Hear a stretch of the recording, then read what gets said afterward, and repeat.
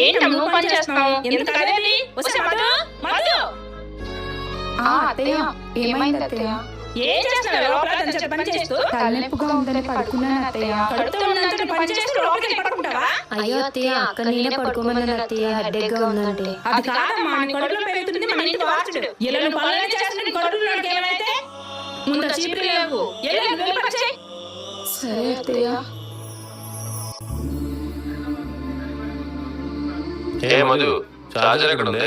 అక్కడ ఎక్కడ ఉంటుంది చూడండి.